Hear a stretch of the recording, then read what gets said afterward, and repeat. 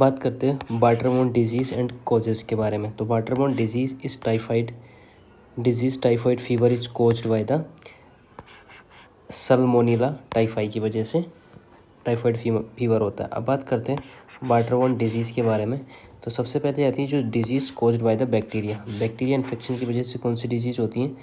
Typhoid fever होता है, cholera होता है और वेस्टिस डायसेंट्री होती है। अब बात करते हैं कि टाइफाइड फीवर किसकी वजह से होता है?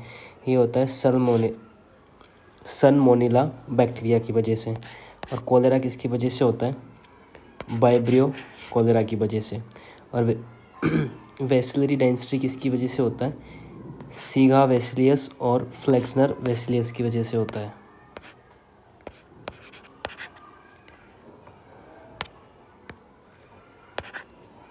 नेक्स्ट बात करते हैं disease caused by the viral infection. Viral infection की वजह से कौन कौन सा होता है? हेपेटाइटिस होता है और पोलियोमाइलिटिस होता है। ठीक है, तो हेपेटाइटिस की वजह किस वायरस की वजह से होता है? ये होता है हेपेटाइट वायरस की वजह से। और जो पोलियोमाइलिटिस किसकी वजह से होता है? पोलियो वायरस की वजह से होता है। दूसरा आता है disease caused by the protozoal infection. तो प्रोटोजोअल इन्फेक्शन की वजह से कौन सी होती है? ये होती है अमोएबिक डायसेंट्री। और अमोएबिक डायसेंट्री किस वजह से होती है? किस वायरस किसकी वजह से होती है? ये होती है एंटामोविया हिस्टोलाइस्टिका जर्म की वजह से। ठीक है, तो की क्लासिफिकेशन समझते हैं। बैक्टीरिया डिजीज़ हो गया, बैक्टीरिया डिजीज़। दूसरा वायरल डिजीज़ हो गया और प्रोटोजोअल डिजीज़ हो गया। तो कंसेप्ट इनसाइड क्या लिख रखा है? ये दे रखा है कि waterborne disease depends on the types of micro organism and each disease has specific causative agents. So typhoid specially linked to the salmonella. Next बात करते हैं म्युनिसिपल सॉलिड वेस्ट प्रोसेसिंग के बारे में। तो क्वेश्चंस क्या पूछ रहा है? The process of crushing and grinding of the municipal solid waste is refused is known as pulverization. So pulverization की डेफिनेशन समझ लेते हैं। ये पल्वराइजेशन होता क्या है? Action of crushing and grinding, जिसको क्या बोला जाता है? पल्वराइजेशन। इसके अंदर एक और चीज़ इंक्लूड होती है, वो होती है श्रेडिंग। श्रेडिंग का मतलब होता है कटिंग और टीयरिंग्स ऑफ द वेस्ट और सॉलिड्स। सो इसका पर्पज होता है reduce size reductions of the solid waste. किसका? पल्वराइजेशन का जो पर्पज होता है साइज़ को रिड्यूस करने के काम में आते हैं। अब बात करते हैं अदर रिलेटेड प्रोसेस, जैसे पायरोलिसिस। पायरोलिसिस की प्रोसेस क्या होती है? इसके अंदर क्या होता है? Splitting municipal solid waste into thermal cracking by the thermal cracking और कंडेंसेशन रिएक्शन की वजह से म्युनिसिपल सॉलिड वेस्ट को स्प्लिट किया जाता है। कंडीशंस यहाँ पर रखी गई हैं पायरोलिसिस के अंदर कि किस कंडीशन में होगा? ऑक्सीजन फ्री एटमॉस्फेरिक कंडीशन के होगा। और जिसका पायरोलिसिस का जो नेचर होता है ये डिस्ट्रक्टिव डिस्टिलेशन नेचर का होता है। पायरोलिसिस जो होता है उसका नेचर जो होता है डिस्ट्रक्टिव डिस्टिलेशन की वजह से होता है। और अगर इसका टाइप समझें तो हम ये हाईली एंडोथर्मिक प्रोसेस होती हैं। पायरोलिसिस कौन सी प्रोसेस होती हैं? Highly endothermic process. अब बात करते हैं इंसिनरेशन के बारे में। इंसिनरेशन की प्रोसेस क्या होती है? ये इसके अंदर combustion of the organic substances होता है, जिससे क्या निकल के आता है? ऐश, फ्यूल गैस और हीट, फ्लू गैस और हीट। ये किस कंडीशन में होती हैं? ये प्रेजेंस ऑफ ऑक्सीजन की कंडीशन में इंसिनरेशंस होती हैं। इसमें जो श्रेडिंग होती है वो कटिंग एंड टीयरिंग एक्शन को कहते हैं। कलेक्शन जो होता है इसमें गैदरिंग ऑफ वेस्ट को कलेक्ट किया जाता है और सॉलिड वेस्ट सेपरेशन किया जाता है, segregation of waste components. Next समझते हैं इसका की कंपोनेंट। पल्वराइजेशन किसको कहते हैं? क्रशिंग और ग्राइंडिंग को। पायरोलिसिस किसे कहते हैं? Decomposition without oxygen. इंसिनरेशन होता है बर्निंग विद ऑक्सीजेशन को इंसिनरेशन कहते हैं। और different process used for the waste treatment. अब बात करते हैं gridiron water distribution system के बारे में। तो क्वेश्चंस क्या पूछ रहा है? What water is kept in a good circulation due to absence of the dead ends. Water is kept in good circulation due to absence of dead end. तो ये सही होगा स्टेटमेंट। दूसरा स्टेटमेंट की बात करें, in break down of some sections water is not available.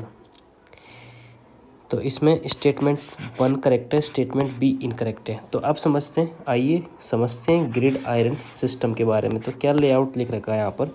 Layout लिख रखा है कि rectangular network of interconnected mains and branches. क्या है? Rectangular network of interconnected main branches को ग्रिड आयरन बोलते हैं। सर्कुलेशन में क्या होते हैं? Water flow through the interconnected pipelines. So which is suitable for iron grid is suitable circulation is suitable for band plant town and cities के लिए circulation ठीक रहता है। अब बात करते हैं advantage of grid iron system के बारे में। इसके अंदर क्या होता है, फ्री सर्कुलेशन ऑफ वाटर होता है, ठीक है। इसके अंदर no stagnations due to absence of dead end, इसके अंदर स्टैग्नेशंस नहीं होता है।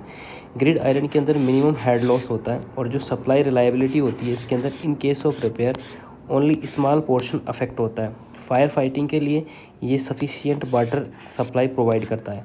अब बात करते हैं disadvantage of grid iron system के। तो डिसएडवांटेज क्या होता है, इसके अंदर required more length of pipe होती हैं, required greater number of cut off wall होते हैं की रिक्वायरमेंट होती है, कंस्ट्रक्शंस का कॉस्टलियर होता है ग्रिड आयरन का, और design calculations are complicated and difficults होती हैं। नेक्स्ट बात करते हैं कंसेप्ट इनसाइट।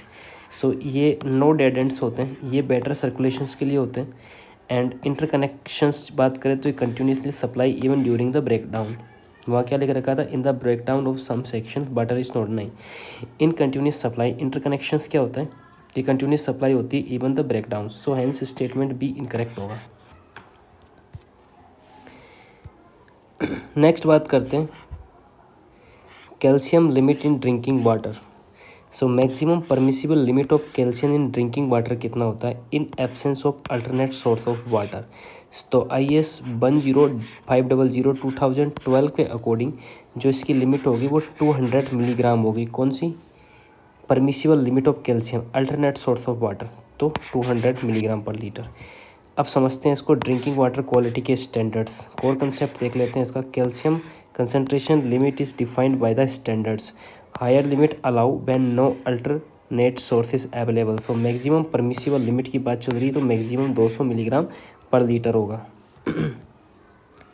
आगे इसी चीज़ के लिए बातें कर लेते हैं ड्रिंकिंग वाटर क्वालिटी की लिमिट्स के बारे में। तो acceptable limit versus permissible limit, absence of alternate source के बारे में बात करते हैं। तो कैल्शियम जिसकी एक्सेप्टेड या लिमिट जो होती हैं वो 75 मिलीग्राम पर लीटर होती हैं और जो परमिसिबल लिमिट होती हैं वो 200 मिलीग्राम पर लीटर होती हैं। सो स्ट्रक्चर ऑफ टेबल समझते हैं, ये सारी चीज़ उसमें लिख रखी है। तो सबसे पहले आते हैं केमिकल कैरेक्टरिस्टिक्स की, आता है एलुमिना AL। इसकी एक्सेप्टेबल लिमिट कितनी होती है, 0.03 मिलीग्राम पर लीटर होती है ना, और परमिसिबल कितनी होती है 0.2। उसके बाद में आता ammonia, total ammonia N, acceptable limit कितनी होती है 0.5 मिलीग्राम पर लिमिट होती है, और परमिसिबल लिमिट की बात करें तो नो रिलैक्सेशंस होता है। इसके बाद में बात करें कि आयोनिक डिटर्जेंट्स या MBAS के बारे में, जिसकी परमिसिबल लिमिट होती है 0.2 मिलीग्राम पर लीटर। किसकी बात चल रही है, एनोइक डिटर्जेंट के बारे में, और इसकी कोई परमिशन लिमिट नहीं होती है। अब आता है बैरियम। बैरियम कितना चाहिए होता है 0.7 मिलीग्राम पर लीटर, कोई रिलैक्सेशन लिमिट नहीं होती हैं, बैरियम की 7 होती हैं। बोरोन की बात करें तो 0.5 होता है, और जो परमिसिबल लिमिट होती है बोरोन की वो होती है 1 मिलीग्राम पर लीटर, ठीक है। बोरोन की कितनी होती है, इतनी। नेक्स्ट बात करते हैं कैल्शियम। कैल्शियम की जो एक्सेप्टेबल लिमिट होती है वो 75 मिलीग्राम पर लीटर होती हैं, और परमिसिबल लिमिट जो होती है इसकी वो 200 मिलीग्राम पर लीटर होती हैं। उसके बाद बात करते हैं क्लोरामाइंस के बारे में, Cl2। क्लोरामाइंस की एक्सेप्टेबल लिमिट होती है 4 मिलीग्राम पर लीटर, और पॉसिबल नो रिलैक्सेशंस होता है। क्लोराइड्स की बात करते हैं तो क्लोराइड की जो एक्सेप्टेबल लिमिट होती है वो 250 मिलीग्राम पर लीटर होती है, और जो परमिसिबल होती हैं क्लोराइड की बात चल रही, क्लोराइड की जो होती हैं वो होती है 100 मिलीग्राम पर लीटर होती है। अब कॉपर की बात करते हैं। कॉपर की एक्सेप्टेबल लिमिट जो होती है ना वो 0.05 मिलीग्राम पर लीटर होती है, और जो परमिसिबल होती है वो कितनी होती है 1.5 मिलीग्राम पर लीटर। उसके बाद बात करते हैं फ्लोराइड। फ्लोराइड की परमिसिबल लिमिट 1 होती है और एक्सेप्टेबल 1 होती है, ठीक है, और परमिसिबल 1.5 होती है। अब बात करते हैं फ्री रेसिडुअल ऑफ क्लोरीन। जो एक्सेप्टेबल कितनी होती है 0.2 होती है, और परमिसिबल कितनी होती है 1 मिलीग्राम पर लीटर। किसकी बात चल रही है, रेसिडुअल, फ्री रेसिडुअल। बात करते हैं some parameters have no relaxations, permissible limit apply when no alternate sources exist, acceptable limit is normal safe value होती है, permissible limit is maximum allowable in emergency conditions. और भी चीज़ें और भी लिमिटेस दे रखी हैं। आयरन की लिमिट चेक करते हैं। आयरन की लिमिट होती है 0.3 मिलीग्राम पर लीटर। और कोई रिलैक्सेशन नहीं होता परमिसिबल लिमिट के लिए। मैग्नीज की बात करें तो मैग्नीज जो 0.1 से लेकर 0.3 मिलीग्राम पर लीटर तक होगा। उसके बाद में आता है मैग्नीज हो गया। मैग्नीशियम की बात करें तो मैग्नीशियम जो होता है एक्सेप्टेबल लिमिट वो 30 मिलीग्राम पर लीटर होता है, और जो परमिसिबल लिमिट होती है वो 100 मिलीग्राम पर लीटर होता है। क्या? Permissible limit. अब बात करते हैं मिनरल ऑयल। मिनरल ऑयल की जो एक्सेप्टेबल लिमिट होती है कितनी होती है? 0.5 मिलीग्राम पर लीटर होती है। किसकी?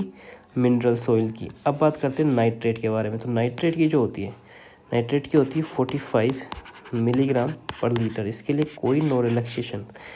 फिनोलिक कंपाउंड्स के बारे में बात करें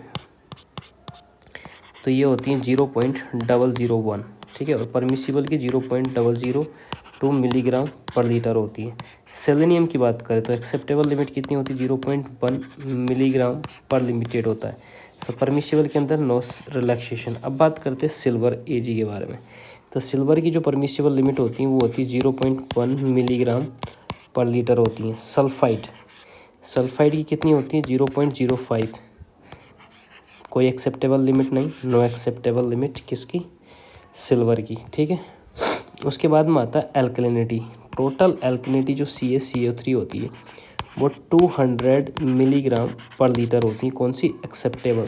और परमिसिबल की बात करें तो वो 600 मिलीग्राम पर लीटर होती है।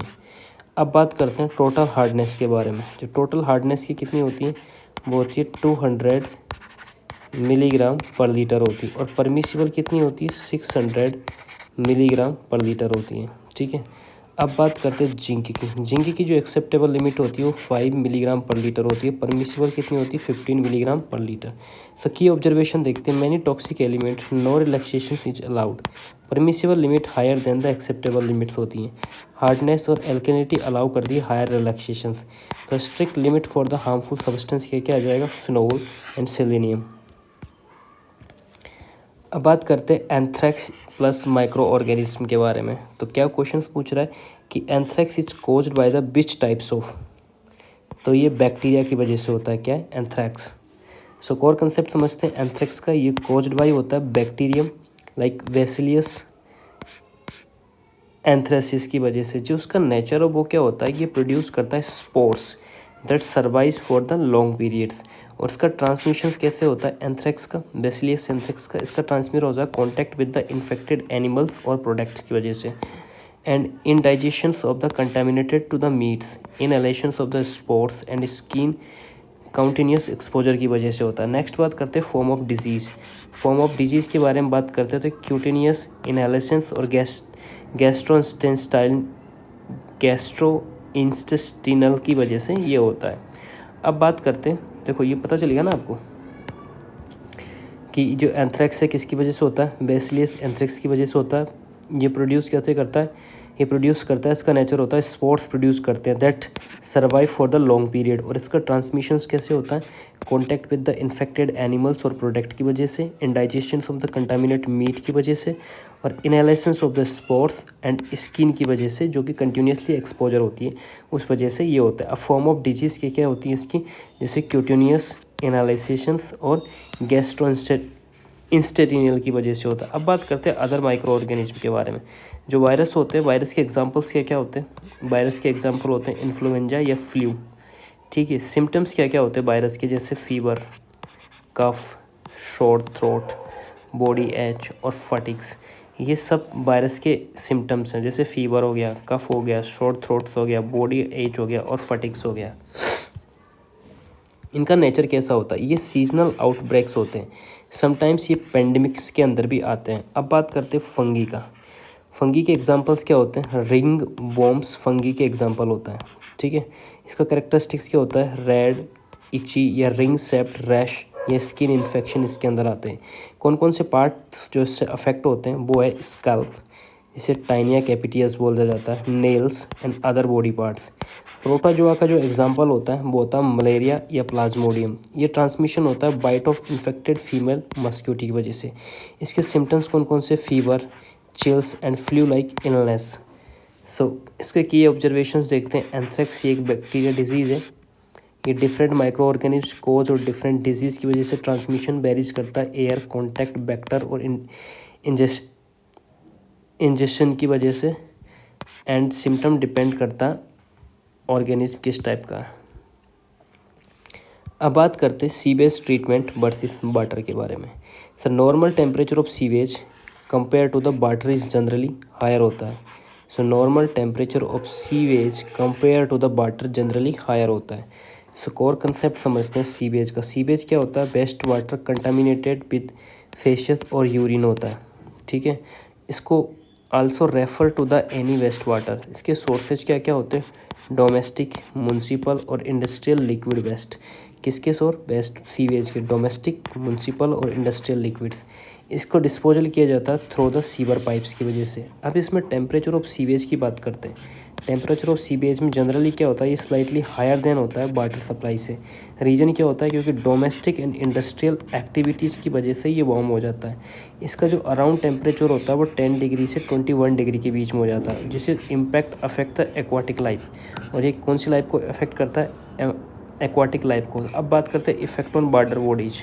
वाटर बॉडीज पर इसका क्या इफेक्ट पड़ता है? इसमें जो ऑक्सीजन सोल्युबिलिटी होती है वो डिक्रीज हो जाती है इन वार्म वाटर में। सो एक्वाटिक लाइफ का क्या होता है? Sometimes species increase with the temperature. So some species can not tolerate the low oxygen. So result क्या निकलता है? मोरलिटी ऑफ स्पीस में भी इंक्रीजेज। सो फाइनल कंक्लूजन क्या हो जाएगा कि सीवेज टेम्परेचर जो होता है वो ग्रेटर देन होता है ऑर्डिनरी वाटर टेम्परेचर से। नेक्स्ट क्वेश्चन पूछ रहा है कि zero hardness of water is achieved by the ion exchange method से जीरो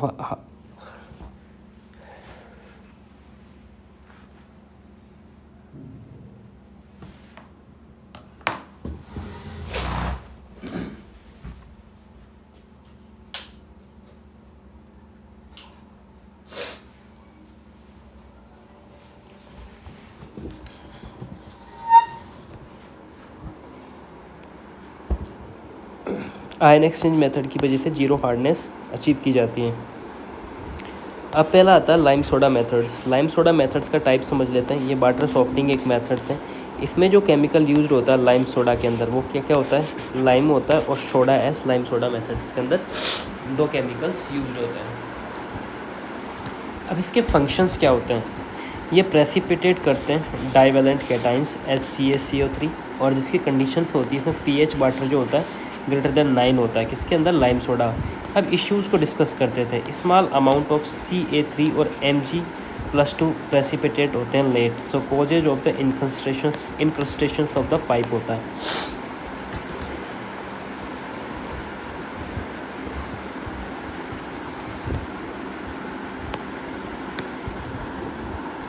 सो कंक्लूजन, ये does not give any zero hardness. अब बात करते हैं आयन एक्सचेंज प्रोसेस के बारे में। तो कौन कौन सी होती है आयन एक्सचेंज प्रोसेस? इसका प्रिंसिपल होता है exchange of ion in water with other ions. So examples क्या होते हैं इसके? जियोलाइट रेजिन्स होता है जो कि सोडियम्स होता है। और वर्किंग्स क्या क्या होती है इसकी? वर्किंग्स क्या क्या होती है इसमें? एक्सचेंज ऑफ सोडियम और कैल्शियम एंड मैग्नीशियम का एक्सचेंजेज होता है। अब बात करते हैं रिजल्ट्स का। Produce with water with zero hardness होता है। सो फाइनल कंक्लूजन क्या होता है? लाइम सोडा प्रोसेस क्या करता है? रिड्यूस करता है hardness but not zero. Ion exchange की अगर हम बात करें तो ये जीरो हार्डनेस हमें देता है। अब बात करता है primary treatment unit match followings. So फिर पहली बात बताते हैं इसके अंदर स्किमिंग टैंक्स के बारे में बात बताते हैं। डाइट्रेस टैंक्स आता है, स्क्रीनिंग इसके अंदर आता है। So skimming tank, detritus tanks और स्क्रीनिंग्स की चीज़ें आती हैं। अब बात करते हैं to remove floating objects, to remove finer particles. ठीक है, क्या क्या चीज़ें होती है?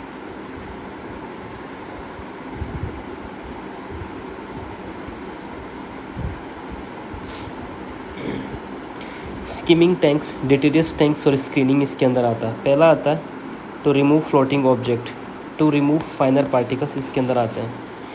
ठीक है, तो पहली चीज़ें बात कर लेते हैं अपन। फर्स्ट में ए, सेकंड में बी एंड थर्ड में ए।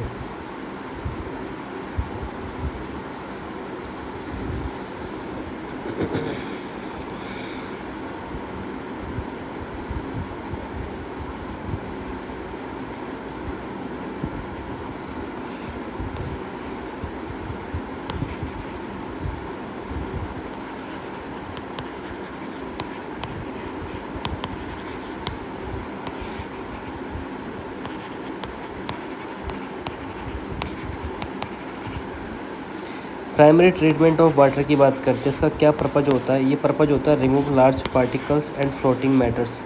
यूनिट कौन कौन सी इन्वॉल्व होती है इसके अंदर? होती है स्क्रीन, डाइटेरियस टैंक, सेडिमेंटेशन टैंक और स्कीमिंग टैंक इनके अंदर होता है। स्क्रीनिंग, डाइटेरियस टैंक्स, सेडिमेंटेशन और स्कीमिंग्स होती हैं। अब बात करते हैं स्क्रीन, जिसका फंक्शन क्या करता है? Remove large size particles, stones and gravels and debris. जिसका रोल होता है फर्स्ट लाइन ऑफ डिफेंस होता है। मैचिंग क्या करता है? Remove floating large objects. Detritus tanks के फंक्शंस की बात करें तो रिमूव करता है finer organics and inorganic particles similar to the grid chambers but remove larger than detritus. Matching क्या करता है? ये रिमूव करता है फाइनर पार्टिकल्स लाइक बी मतलब रिमूव फाइन पार्टिकल्स। अब बात करते हैं सेडिमेंटेशन टैंक्स के बारे में। सेडिमेंटेशन टैंक्स के क्या फंक्शंस होते हैं? ये हैवी सस्पेंडेड पार्टिकल्स होते हैं, सेटल ड्यू टू ग्रेविटी होते हैं। रिजल्ट्स की बात समझें, ये क्लियर वाटर फ्लो आउट होता है। अब बात करते हैं स्किमिंग टैंक्स के। स्किमिंग टैंक्स के फंक्शन क्या होते हैं? ये रिमूव करते हैं floating matters like oil, fat और greases. Floating materials rise to the surface होता है। अब इसका मैकेनिज्म समझते हैं। पार्टीशंस बेफेल रेजिन और फ्लोटिंग मैटर्स के अंदर होता है। सो ये क्या करता है? Remove floating objects a. अब बात करते हैं स्किमिंग टैंक। ये फ्लोटिंग ऑब्जेक्ट्स होते हैं।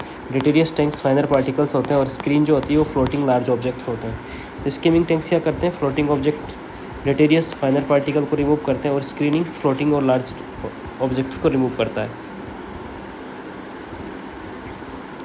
नेक्स्ट समझते हैं water demand relations. Maximum monthly demands of water पर हेड। मंथली डिमांड पूछा है तो 1.28 into annual average monthly demand होती है। सो मैक्सिमम मंथली डिमांड क्या होती है? 1.28 into annual average month of demand. जो एवरेज मंथ आता है ना उसमें 1.28 फैक्टर मल्टीप्लाई होता है। ठीक है। डेली जो कंजप्शन डिमांड होती है उसमें एवरेज डेली हो जाता है, आवरली में एवरेज आवरली होता है और वीकली में एवरेज आवरली होता है, मंथ के अंदर एवरेज होता है। तो जो डेली के लिए 1.8 फैक्टर से मल्टीप्लाई होता है, आवरली से 1.8 से होता है, वीकली से 1.48 से होता है और मंथ के लिए बात करें तो 1.28 से मल्टीप्लाई होता है। So monthly demand is related to the average monthly demand factor like 1.28। अब बात करते हैं design life and design discharge of water supply units के बारे में। तो design life and design discharge of different units के बारे में बात करते हैं। Matchings unit, design light and design discharge के बारे में। सो सोर्स की बात करते हैं। सरफेस, सब सरफेस और रिजर्वायर्स और डैम्स जो होते हैं उनकी डिज़ाइन लाइफ जो होती है 50 साल होती हैं। और डिज़ाइन डिस्चार्ज की बात करें जो कि मैक्सिमम डेली डिमांड पर होता है, MDD पर, तो सोर्सेज जो होते हैं जैसे सरफेस, सब सरफेस, रिजर्वायर 50 साल के वाले होते हैं। नेक्स्ट बात करते हैं पाइप्स, जो carrying water from source to the treatment plant. Pipes, वो पाइप्स जो सोर्स से लेके ट्रीटमेंट प्लांट तक कैरी करता है, उनकी जो लाइफ होती है वो 30 साल होती है। कितनी साल होती हैं? 30 साल होती हैं पाइप्स, है ना। और ये जो होते हैं ये मैक्सिमम डेली डिमांड पर डिज़ाइन हुए होते हैं।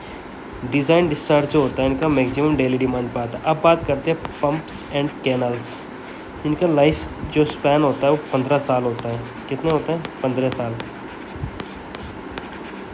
क्या चीज़ें?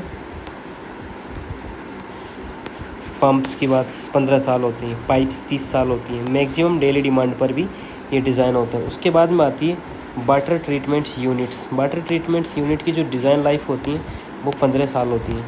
ठीक है। और जो डिज़ाइन मैक्सिमम डिस्चार्ज होता है इनका मैक्सिमम डेली डिमांड कितना होता है? मैक्सिमम डेली डिमांड पर ये डिज़ाइन होते हैं। 15 साल हो गए। Water treatment units, pump, canal 15 साल हो गए। पाइप वो जो सोर्स से लेके ट्रीटमेंट तक जा रहे थे वो 30 साल हो गए। अब बात करते हैं रिजर्वायर। रिजर्वायर की जो डिज़ाइन लाइफ होती है वो 15 साल होती हैं। ठीक है। और ये डिज़ाइन डिस्चार्ज जो होता है ना वो emergency storage, fire storage plus balance storage का समीशन होता है। डिस्ट्रीब्यूशंस की बात करें अगर डिस्ट्रीब्यूशंस के बारे में तो 30 साल इसके अंदर डिस्ट्रीब्यूशंस पाइप के लिए लाइफ होती है। ये जो डिस्ट्रीब्यूशन सिस्टम होता है ये डिज़ाइन डिस्चार्ज जो होता है इसमें मैक्सिमम होता है किस पे? Maximum daily demand plus fire demand पर और मैक्सिमम आवरली डिमांड पर ये डिस्चार्ज होता है। और जो सर्विस रिजर्वायर होती है ना ये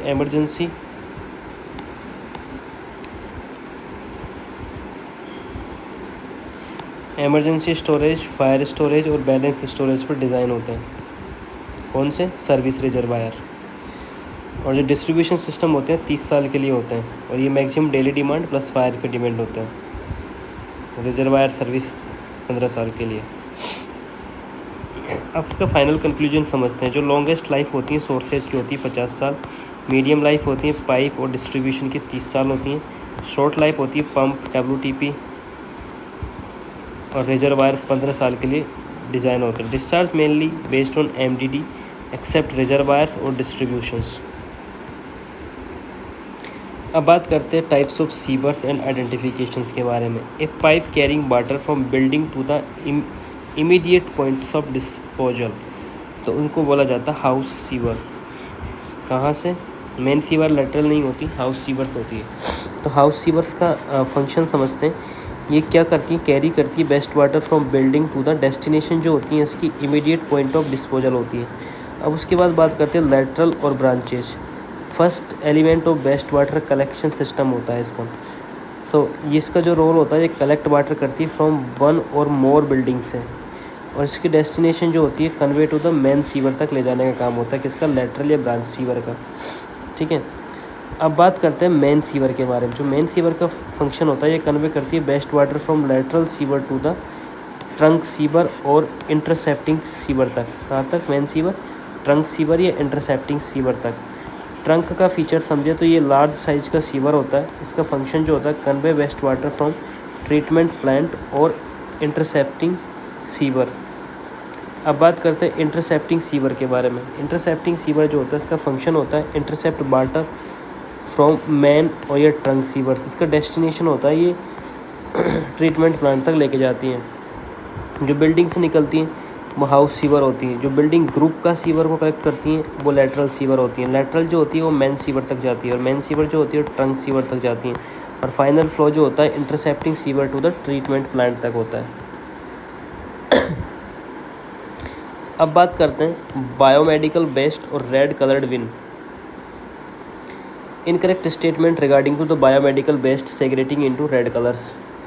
इसकी बात करते हैं these waste need to the incinerate from the disposal. Incorrect spot करना। दीज में कंटेंट ह्यूमन एनाटोनॉमिकल बेस्ट, ये गलत बात है। दीज बेस्ट में भी माइक्रोवेव्स और डिस्पोजल होते हैं। दीज में content chemical solid best. Correct answer क्या आएगा? दीज में कंटेंट ह्यूमन एनाटोनॉमिकल बेस्ट, ये इनकरेक्ट है, ये यूज़ नहीं होता है। अब बात करते हैं रेड कलर्ड बिन के बारे में। तो ये बायोमेडिकल बेस्ट रूल 1988 के अकॉर्डिंग हुआ था। तो डिस्पोजल मेथड समझते हैं इसके अंदर। पैरा डिस्पोजल मेथड जो होता है इसको माइक्रोवेव डिस्पोजल होता है और दूसरा अदर ट्रीटमेंट होते हैं जो इसके अंदर नॉट इन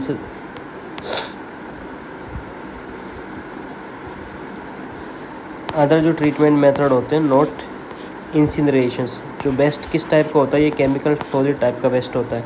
की रेस्ट्रिक्शन समझे तो ये does not content human anatomical waste.